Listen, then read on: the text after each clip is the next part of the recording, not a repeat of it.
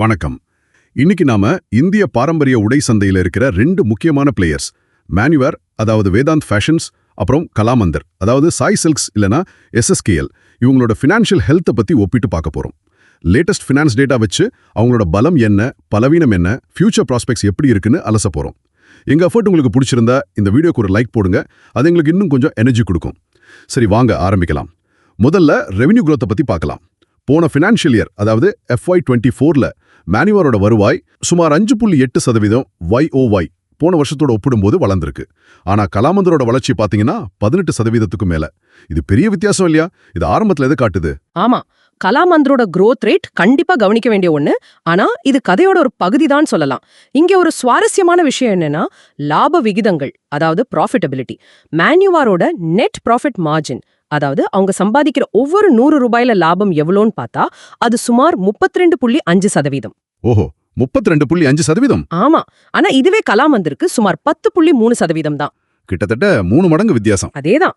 இது மேனுவேரோட பிராண்ட் வலிமை, அப்புறம் அவங்களோட பிரைசிங் பவர், ஒருவேளை அவங்க ஆபரேஷனல் எஃபிஷியன்சி இதெல்லாம் எவ்வளவு வலுவா இருக்குன்னு காட்டுது. அப்போ கலாமந்தருக்கு வேகமான வளர்ச்சி இருக்கு, ஆனா மேனுவேர் ப்ராஃபிட் பண்றதுல ரொம்ப முன்னாடி இருக்காங்க.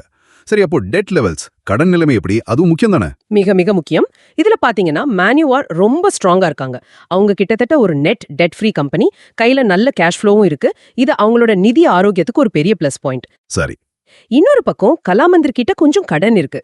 அவங்களோட டெட் டு எக்விட்டி ரேஷியோ அதாவது கடன் பங்கு விகிதம் சுமார் 0.57 இருக்கு.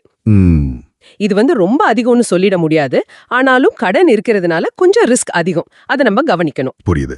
அப்போ கடன் விஷயத்துல மேனுவேர் கொஞ்சம் சேஃப் சைடுல இருக்காங்க. சரி, இப்போ சந்தை இந்த கம்பெனிஸை எப்படி பாக்குது? வேல்யூவேஷன் இங்க பெரிய வித்தியாசம் இருக்கே. மேனுவேரோட PE ரேஷியோ அதாவது பிரைஸ் டு ஏர்னிங்ஸ் ரேஷியோ, ஒரு பங்கு விலை அதோட ஒரு வருஷ வருமானத்தை போல எத்தனை மடங்குன்னு காட்டுறது.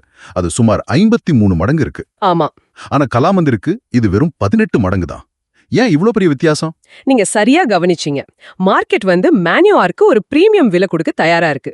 இன்னொரு மெட்ரிக் EV பீச் ITAன்னு சொல்லுவோம். அதாவது கம்பெனியோட மொத்த மதிப்பை அதோட ஆபரேட்டிங் ப்ராஃபிட்டோட ஒப்பிடுறது. அதுல கூட மேனுவேருக்கு 36 மடங்கு, கலாமந்தருக்கு சுமார் 11 மடங்கு தான். ஓஹோ. இதுக்கு காரணம் மேனுவேரோட வலுவான பிராண்ட் டேயர், அவங்களோட ஆசெட் லைட் மாடல், அதாவது நிறைய சொந்த கடை இல்லாம பிரான்ச்சைஸ் வழியா இயங்குறது. அதனால செலவு கம்மி, அப்புறம் அவங்களோட ரொம்ப அதிகமான ப்ராஃபிட் மார்ஜின்ஸ் மேல மார்க்கெட் வச்சிருக்கிற நம்பிக்கை தான். கலாமந்தர் இப்போதைக்கு விலை குறைவா, ஒருவேளை அண்டர் வேல்யூடா கூட தெரியலாம். இதை இன்னும் கொஞ்சம் பெரிய படத்துல வச்சு பார்த்தா, இந்திய பாரம்பரிய உடை சந்தை வருஷத்துக்கு ஒரு 8-10% CAGR அதாவது சராசரி வருஷ வளர்ச்சி எதிர்பார்க்கப்படுது. இந்த சூழல்ல மேனுவேர் ஒரு மாதிரி ஸ்டேபிள் growth ஸ்டாக்காகவும், கலாமந்தர் ஒரு வேல்யூ மற்றும் ஹை growth ஸ்டாக்காகவும் தெரியுது. இது ஒரு கிளாசிக் growth வர்சஸ் வேல்யூ கதை மாதிரி. அப்போ இந்த ஒப்பீடு ஒரு முதலீட்டாளருக்கு என்ன சொல்லுது? கலாமந்தரோட 18% வளர்ச்சிங்கிறது சாதாரண விஷயம் இல்லையே. அந்த வளர்ச்சிக்கு இந்த வேல்யூவேஷன் கவர்ச்சிகரமா தெரியலையா? கொஞ்சம் ரிஸ்க் இருந்தா கூட. நீங்க கேக்குறது நியாயம்தான். சுருக்கமா சொல்லா இப்படி பார்க்கலாம். மேனுவேர் வலுவான பிராண்ட், மிக அதிக லாபம், நிதி ஸ்திரத்தன்மை, குறைஞ்ச ரிஸ்க். ஆனா வேல்யூவேஷன் ரொம்ப அதிகம். இது ஒரு லாங் டேர்ம் கம்பவுண்டரா இருக்கலாம், நீண்ட காலத்துக்கு. கலாமந்தர் மிக வேகமான வளர்ச்சி, இப்போதைய வேல்யூவேஷன் கவர்ச்சிகரமா இருக்கு. தென்னிந்தியாவுல வேகமா எக்ஸ்பேண்ட் பண்றாங்க, ஆனா லாப விகிதம் குறைவு, கடன் இருக்கு, அதனால ரிஸ்க் கொஞ்சம் அதிகம். இது ஒரு ஷார்ட் டு மீடியம் டேர்ம்ல ஒரு வேல்யூ பிளேயா பார்க்கப்படலாம். அந்த 18% வளர்ச்சி நிச்சயமா ஒரு பெரிய பிளஸ். ஆனா அதோட வர ரிஸ்கையும் குறைவான ப்ராஃபிட் மார்ஜினையும் நம்ம கணக்குல எடுக்கணும். மிக தெளிவா புரியுது. ஒவ்வொரு கம்பெனிக்கும் அதோட பிளஸ் மைனஸ் இருக்கு. ஸ்திரத்தன்மை, பிராண்ட், அதிக லாபம்னா மேனுவேர் பக்கம் போகலாம். வேகமான வளர்ச்சி, குறைவான விலை முக்கியம், கொஞ்சம் ரிஸ்க் ஓகேனா கலாமந்தர பார்க்கலாம் அப்படின்னு தோணுது. சரியா சொன்னீங்க.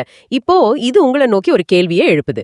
உங்களோட இன்வெஸ்ட்மெண்ட் ஸ்டைல் அல்லது உங்க அப்ரோச் எப்படி? நீங்க ஸ்டெபிலிட்டிக்கு முக்கியத்துவம் கொடுப்பீங்களா, இல்ல ஹை growthக்காக கொஞ்சம் ரிஸ்க் எடுக்க தயாரா?